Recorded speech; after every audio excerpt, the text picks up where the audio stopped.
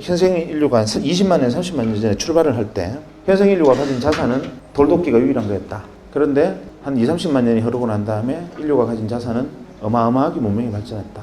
그런데 많은 사람들은 착각하고 있다. 무엇을 착각하고 있느냐 하면 지난 30년간 명멸했던, 태어나서 사라져갔던 모든 인류가 이 문명의 발전에 기여했다고 생각하지만 천만의 말씀이다. 인류의 문명이 이만큼 온 데는 0.1%의 창의적 인간이 다른 사람은 보지 못하는 것을 보고 생각하지 못하는 것을 생각하고 다른 사람은 꿈꾸지 못하는 것을 꿈꾸고 여기가 새로운 세상이다라고 어두운 곳에 깃발을 꽂으면 0.9%의 통찰력과 직관을 갖춘 안목 있는 인간이 그것을 알아보고 거기에 뛰어들어서 한 배를 타고 등을 밀고 손을 당기면서 이루어낸 역사다. 1%의 역사다. 이렇게 말을 합니다. 그래서 제레미 르키는 0.1%의 창의적 인간과 그것을 따라 알아보고 협력하고 함께 문명을 건설한 0.9%의 안목 있는 인간, 통찰력 있는 인간, 이 1%가 인류 문명을 이끌었고 나머지 99%를 무엇으로 규정했느냐 하면 잉여인간으로 규정했습니다. 가슴이 뜨끔하시죠? 항상 0.1%가 새로운 것을 주장하면 0.9%가 함께 그것을 이루어내고 나머지 99%는 매번 세상 참 좋아졌다. 옛날에는 이렇지 않았는데 세상 참 놀랍군. 엄청난 일이야. 계속 이런 말만 하면서 따라오는 사람들 99%로 구성되어 있다는 거죠. 그래서 어떻게 하면 이걸 벗어날 수 있을까? 두 번째, 지금 이번에 90년대에 일어나고 있는 이 엄청난 현상들, 변화들, 이것만이 일시적인 현상이냐? 과거에도 진짜 그랬나? 이게 궁금했습니다. 그래서 레트로그레이드하게 뒤집어 보니까 구구절절히 국면이 바로 제레미 르킨 이야기와 일치했습니다. 이 영상은 앞서 제작해서 정말 많은 구독자님들이 좋아해 주셨던 제가 좋아하는 시골의사 박경철 선생님의 2008년 아주대 명강이었던 일명 W를 찾아서의 내용 중에 지난 영상에서 빠져 있었던 뒷부분의 내용입니다. 전편 영상을 보셨던 많은 분들이 뒷부분의 내용도 많이들 궁금해하시고 큰 호응을 주셨기 때문에 제가 관련 영상들을 열심히 편집해서 제작했습니다. 혹시 1993년 인터넷 혁명을 예언했던 강의를 듣고 그 내용을 무시했었던 박형철 본인과 그 얘기를 귀 기울여 듣고 인생이 바뀐 지인의 내용을 아직 보지 못하셨던 분들이라면 위에 카드로 띄어져 있는 1편 영상을 먼저 보시고 이 영상을 보시기 바랍니다. 자, 그럼 이어지는 이번 영상에서는 0.1%의 창의적 인간이 만든 세상을 뒤집는 발명과 사업, 그리고 그것을 일찍이 알아보고 함께 뛰어든 0.9%의 통찰력과 직관을 갖춘 인간, 그리고 이를 전혀 알아채지 못했던 나머지 99%의 역사가 과연 특정 시점과 시대에만 국한된 이야기인지 아니면 인류 문명 전반에 나타났던 현상인지를 산업혁명 시대 때부터 2000년대 초반까지의 과거 200년간의 역사의 흐름을 쭉 살펴보면서 상세하게 설명하고 있는 명강의입니다. 그럼 강의 내용을 한번 같이 보시겠습니다. 대표적인 예로 다른 것까지 이야기할 필요는 없고 경제사만 하나 놓고 보면 한 200년 전에 산업혁명이 일어났습니다. 아시는 분 아시겠지만 공작기계에 대한 산업특허 1호는 방적기계입니다. 그러니까 모직을 생산하는 기계죠. 모든 사람이 배틀에서 시조가 날조를 엮어서 모직을 생산하던 영국에서는 양틀은 나왔지만 그것을 가공할 능력이 없어서 길 건너에 있는 네덜란드로 가서 모직물을 생산해서 도로 가져오면서 엄청난 이 모직값이 엄청나게 비쌀 때였습니다. 아무나 입지 못하던 것을 기계를 통해서 대량 생산한다니 이거는 세상을 뒤집는 혁명과 가까운 이야기였습니다. 창의적이죠. 그 기계를 만든 W는 획기적인 물건을 개발한 겁니다. 문제는 다른 사람들은 다 그냥 그런 게 있나 보다 하는데 그때 당시 글래스고의 그 공장이 처음 만들어졌을 때 주변에서 감자밭을 하던 사람들 중에 일부가 이렇게 생각합니다. 저놈 W다. 저거 세상 뒤집겠다. 산업을 중심이 되겠다. 나도 저기 뛰어들 방법이 없을까? 고민을 합니다.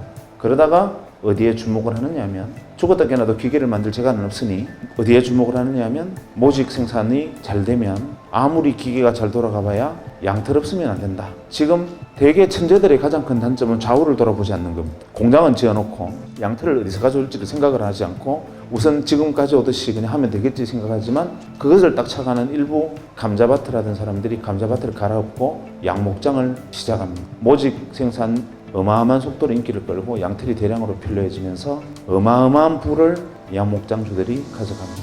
뒤늦게 너도 나도 감자밭을 갈아엎고 양목장들을 하는 바람에 영국에 감자파동이 일어납니다. 감자기근으로 영국 아일랜드 같은 경우에 거의 절반이 감자파동으로 죽는데 이유는 바로 모직 때문입니다. 그 상황을 두고 토마스 모어는 유토피아라는 책을 씁니다. 그러면서 토마스 모어 유토피아는 제일 앞에 이런 말이 나오죠. 시가 나옵니다. 양이 사람을 죽였네, 양이 사람을 죽였네. 그거 보면 양이 사람을 뿔로 떠받아 죽였다고 생각하시겠지만 사실 그때의 사회상, 즉 산업이 사람을 죽이는 것을 묘사를 했습니다. 전부 양목장을 하는 바람에 사람이 먹을 감자가 없어져서 감자 기근이 들고 결국 굶어 죽게 생긴 사람들이 감자를 훔치게 되고 결국에는 감자를 훔치면 교수형에 처한다는 법이 만들어지고 영국의 길거리에는 교수형에 처해진 목매 달린 시체들이 줄줄이 늘린 상황, 그 가혹한 상황을 두고 토마스 모가 유토피아를 씁니다. 어쨌거나 간에 그만큼 한 명의 생각이 세상의 사회사까지 뒤집어 버립니다. 결국 양목장주들이 어마어마한 부를 축적합니다. 그래서 지금 영국에 가면 약 300개 정도 유력 가문이 있다 그러는데 그 가문들의 문양을 잘 들여다보면 양뿔이나 양머리가 그려진 문양들이 많습니다. 그것은 과거 200년 전에 조상들이 양목장을 했던 사람들의 후손이다 라는 것을 증명합니다. 문제는 그때부터 시간이 다시 조금 더 흐릅니다. 유럽에 드디어 소형 내연기관이 만들어지고 그것을 마차에 장착하는 초창기 형태의 원시적인 자동차가 만들어집니다. 하지만 그것을 자동차로 볼 수는 없었죠. 근대적 개념의 자동차를 제일 먼저 만든 사람이 누구냐 하면 헨리 포드입니다. 1903년에 헨리 포드가 자동차라는 걸 만듭니다. 변속기, 악셀레이터도 붙어있는 소위 말하는 클러치 장치까지 만들어진 자동차라는 것을 헨리 포드가 개발합니다. 미국에서 제작 발표합니다. 헨리 포드가 옆에 서서 이것이 자동차다 이렇게 얘기를 하니까 도하 미국 언론들이 그 다음날 획기적인 물건이다 라고 기사를 받은 게 아니라 헨리 포드를 조롱하는 기사들이 미국 신문을 도배를 합니다. 기사 내용은 이렇습니다. 헨리 포드라는 쪼다가 자동차라는 물건을 하나 만들었는데 이거 아주 웃기는 물건이다. 왜냐하면 이거 한 대 만드는데 기차보다 돈이 더 들었단다. 기차 한 대보다 더 비싼 생산 단가로 자동차라는 것을 만들었는데 그것을 실제로 보니 기차는 100명이나 타는 데 비해서 자동차는 고작 4명밖에 못 하더라. 이딴 걸 만들어 놓고 신기술이라 그러니 헨리 포드가 얼마나 쪼다냐 이런 기사를 만들고 심지어는 워싱턴 포스트의 경우에는 헨리 포드가 자동차를 거꾸로 들고 벌 쓰는 그림까지 그립니다. 만평으로. 헨리 포드가 투자자를 모집하려 하는데 못 구합니다. 아무도 그 사업에 뛰어들지 않죠. 좌절하고 절망합니다. 그리고 비망록에 이렇게 씁니다. 세상의 모든 사람들이 나를 바보라고 비웃는데 나는 나를 조롱하는 사람들이 바보라고 나는 확신한다. 이유는 뭐냐면 그 사람들은 내가 자동차 한 대를 만들 때 들은 비용을 두고 비싸다고 말하지만 대량 생산하면 가격은 떨어진다. 두 번째, 기차는 100명이 탈 수 있을지는 모르나 기차는 단점은 정해진 시간에 정해진 길밖에 가지 못한다. 하지만 내가 만든 자동차는 원하는 시간에 원하는 곳에 마음대로 갈 수 있고 기차가 다니지 않는 모든 도시를 연결해서 세상을 물류혁명으로 뒤집을 거다 라고 헨리 포드는 피눈물을 흘리면서 비망록에 세상과 저항하는 글을 씁니다. 헨리 포드 자서전에 보면 제일 앞에 나오는 대목이 바로 그 장면입니다. 투자자를 구하지 못하고 절망과 좌절의 시간을 보냅니다. 그때 동네에 건달 하나가 헨리 포드 이야기를 듣습니다. 듣고 갑자기 무릎을 칩니다. 저놈 W다. 그리고 나도 자동차 산업에 뛰어들어야 된다. 저거 획기적이다. 헨리 포드 말이 맞다. 이렇게 생각을 하는데 문제는 이게 안 되니까 뛰어들 방법이 없습니다. 다행히 돈은 있었습니다. 집안에 석유회사 지분이 있었고 우리식으로 치면 H그룹의 그 주먹질 잘하는 회장님 아들 정도 되는 막 그런 정도의 위상이었다고 보면 됩니다. 그런데 어쨌거나 간에 본인은 낡은 달에 가까웠는데 이 낡은 달이 갑자기 전기가 스치면서 무릎을 칩니다. 이거 획기적이다. 뛰어들어야 된다. 이렇게 생각하는데 어떤 방법으로 뛰어들 것이냐 고민을 하다가 어디에 주목하느냐 하면 양목장주처럼 자동차가 물로 가나 여기에 주목을 합니다. 헨리 포드 자동차가 불과 10대도 생산되기 전에 8개의 주유소를 만듭니다. 그리고 그로부터 4, 5년의 세월이 흐른 후에 1907년에 드디어 대량 생산 모델 포드 T카라는 게 세상에 선보입니다. 그게 여러분들이 알고 있는 매뉴팩처 시스템의 효시입니다. 그래서 대량 생산에서 가격이 낮춰진 근대적 개념의 자동차들이 쏟아져 나오고 그로부터 20년간 전 세계가 자동차 산업으로 뒤집힙니다. 문제는 차를 사서 몰고 나오면 기름을 넣을 데가 없습니다. 이 사람이 선점한 주유소, 새로 만들어진 도로마다 이미 선점 효과 때문에 계속 이 사람이 주유소를 늘려가고 정유공장 지분을 넓혀갑니다. 1940년대 중반까지 미국 전체 주유정유 시장의 94%를 독과점 해버립니다.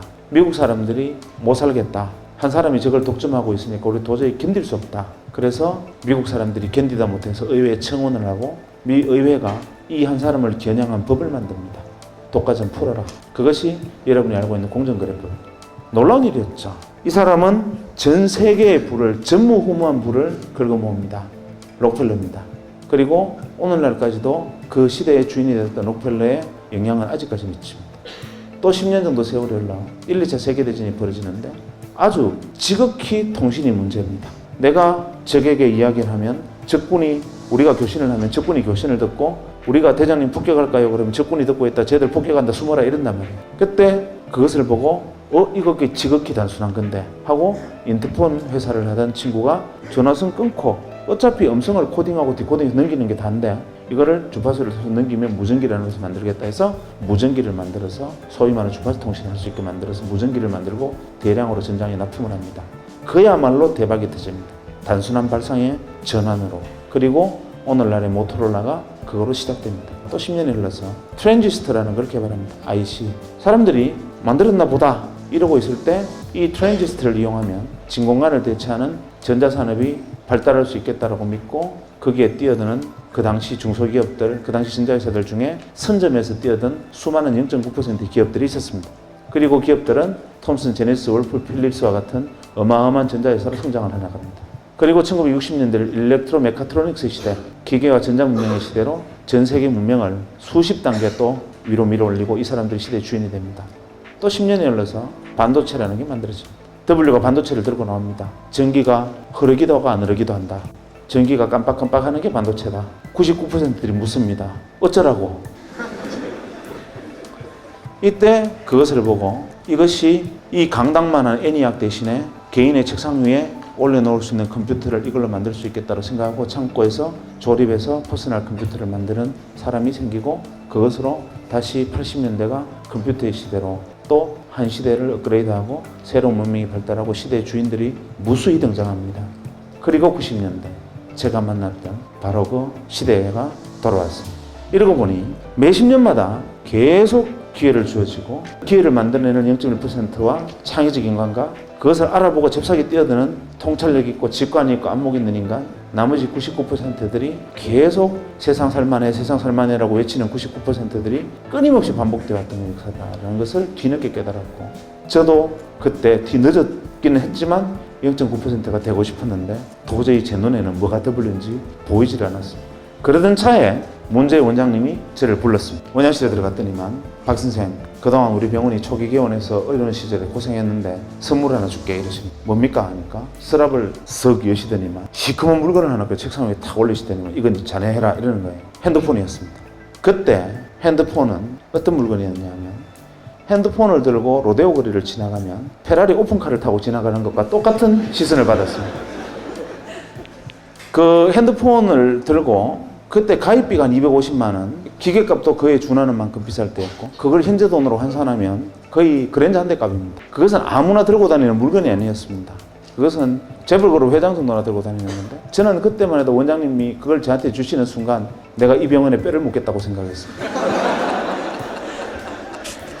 근데 사실은 나의 내용을 알고 보니까 어차피 병원에 이익이 나면 세금으로 내야 되는데 그때는 가입비 비싼 물건을 하나 사면 그것은 이익을 디파짓한 경비 처리가 가능하니까 사실 수익을 디파짓하려고 몇 대 사서 준 건데 어쨌거나 간에 저는 고마웠죠.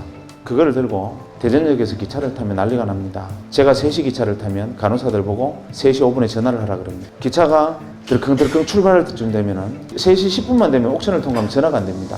그래서 딱 3시 5분에 전화해야만 통화가 됩니다. 대전권에서만. 그래서 기차를 타서 자리에 앉아서 기차가 들크덩 하는 순간 전화벨이 울립니다. 가방을 열고 전화를 꺼내서 뚜껑을 열고 여보세요 하는 자리에서 일어서는 순간 쓰러집니다. 그냥 영화 찍습니다. 그러면 그 안에 있는 모든 승객의 시선이 저한테 꽂히면서 어떻게 저런 분이 기차를 다 타셨을까? 소박도 하시지 뭐 이런 눈빛으로